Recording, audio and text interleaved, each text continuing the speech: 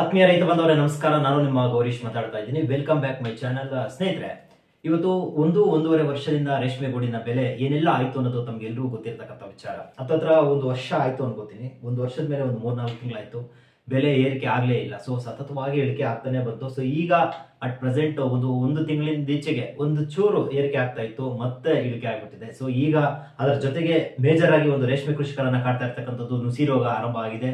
ಅದಕ್ಕಿಂತ ಮುಖ್ಯವಾಗಿ ಇವತ್ತು ಏನು ಕಂಟಿನ್ಯೂಸ್ ಆಗಿ ಒಂದು ವಾರದಿಂದ ಮಳೆ ಬಿದ್ದಿರ್ತಕ್ಕಂಥ ಎಫೆಕ್ಟ್, ಅದರ ಜೊತೆಗೆ ಹಬ್ಬ ಬರ್ತಾ ಇರ್ತಕ್ಕಂಥ ಒಂದು ಎಫೆಕ್ಟ್, ಈಗಾಗಲೇ ಮಾರುಕಟ್ಟೆಯಲ್ಲಿ ಬೆಲೆ ಮತ್ತೆ ಕುಸಿತ ಆಗ್ತಾ ಇದೆ. ಸೊ ಇದರಿಂದ ರೇಷ್ಮೆ ಕೃಷಿಕರು ಕಂಗಾಲಾಗ್ತಾ ಇದ್ದಾರೆ.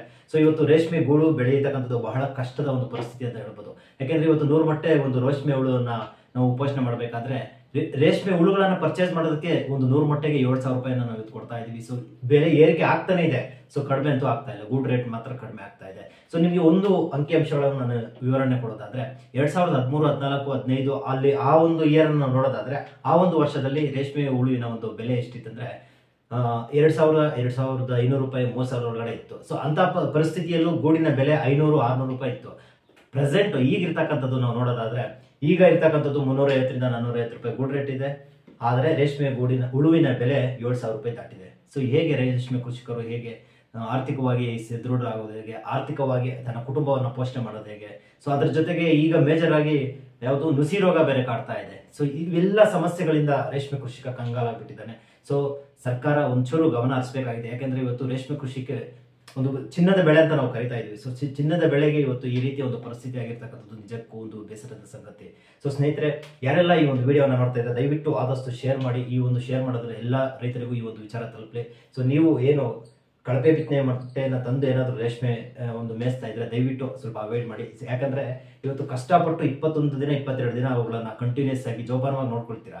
ಸೊ ಕೊನೆಯದಾಗಿ ಏನಾದ್ರೂ ಸ್ವಲ್ಪ ವೇರಿಯೇಷನ್ ಆದ್ರೂ ಸಹ ವಾತಾವರಣ ಇರ್ಬೋದು ಅಥವಾ ಒಂದು ಇನ್ನು ರೇಷ್ಮೆ ಕೃಷಿಕರಿಗೆ 1-2 ಸಮಸ್ಯೆ ಅಂತ ಹೇಳಲಿಕ್ಕೆ ಆಗಲ್ಲ. ಯಾಕಂದ್ರೆ ನಿಮ್ಗೆ ಗೊತ್ತಿರಬಹುದು, ಈಗ ಬೆಲೆ ಇಳಿಕೆ ಆಗಿರ್ತಕ್ಕಂಥದ್ದು, ಒಂದು ನುಸಿ ರೋಗ ಬಂದಿರತಕ್ಕಂಥದ್ದು, ಈ ಒಂದು ಟೆಂಪರೇಚರ್ ಇದ್ರೆ ಬೇಸಿಗೆ ಅಥವಾ ಬೇಸಿಗೆನಿಲ್ಲ ಅಥವಾ ಮಳೆಗಾಲನಿಲ್ಲ, 2 ವಾತಾವರಣ ಇರೋದ್ರಿಂದ ರೇಷ್ಮೆ ಹುಳುಗಳನ್ನ ಪೋಷಣೆ ಮಾಡೋದು ತುಂಬಾ ಕಷ್ಟ ಆಗ್ಬಿಟ್ಟಿದೆ.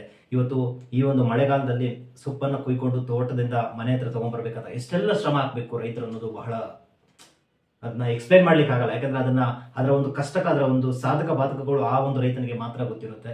ಸೊ ನಿಜಕ್ಕೂ ಬೇಸರದ ಸಂಗತಿ ಅಂತ ಹೇಳ್ಬೋದು. ಯಾಕಂದ್ರೆ ಅವನು ಪಟ್ಟಂತ ಒಂದು ಶ್ರಮಕ್ಕೆ ಆ ಒಂದು ಶ್ರಮಕ್ಕೆ ಸರಿಯಾದ ಒಂದು ಬೆಲೆ ಸಿಗ್ತಾ ಇಲ್ಲ ಅನ್ನೋದು ನಿಜಕ್ಕೂ ಬೇಸರದ ಸಂಗತಿ. ಸೊ ಸರ್ಕಾರ ಏನಾದ್ರೂ ಬೆಂಬಲ ಬೆಲೆ ಘೋಷಣೆ ಮಾಡಿದ್ರೆ ತುಂಬಾ ಅನುಕೂಲ ಆಗುತ್ತೆ. ಕನಿಷ್ಠ 1 kg ರೇಷ್ಮೆ ಗೂಡಿಗೆ ಒಂದು 50 ರೂಪಾಯಿ ಆದ್ರೂ ಬೆಂಬಲ ಬೆಲೆ ಅತ್ಯಗತ್ಯವಾಗಿ ಬೇಕಾಗಿರ್ತಕ್ಕಂಥದ್ದು. ನಾನು ನಿಮ್ಗೆ ಎಕ್ಸ್ಪ್ಲೈನ್ ಮಾಡಿ ಹೇಳಿದೆ. ಇವತ್ತು ಖರ್ಚು ಎಷ್ಟರ ಮಟ್ಟಿಗೆ ಬರ್ತಾ ಇದೆ ಅಂದ್ರೆ ಲಾಸ್ಟ್ ಒಂದು ವಿಡಿಯೋದಲ್ಲಿ ತಿಳಿಸ್ಕೊಟ್ಟಿದ್ದೆ ಎಷ್ಟು ಖರ್ಚು ಬರ್ತಾ ಇದೆ. ಇವತ್ತೊಂದು 100 ಮೊಟ್ಟೆ ರೇಷ್ಮೆ ಹುಳುಗಳನ್ನ ಪೋಷಣೆ ಮಾಡ್ಬೇಕಂತ ಅಂದ್ರೆ ಒಂದು ಸ್ವಂತ ಸೊಪ್ಪಿರುವವರೆಗೂ ಖರ್ಚು ಬರ್ತಾ ಇದೆ.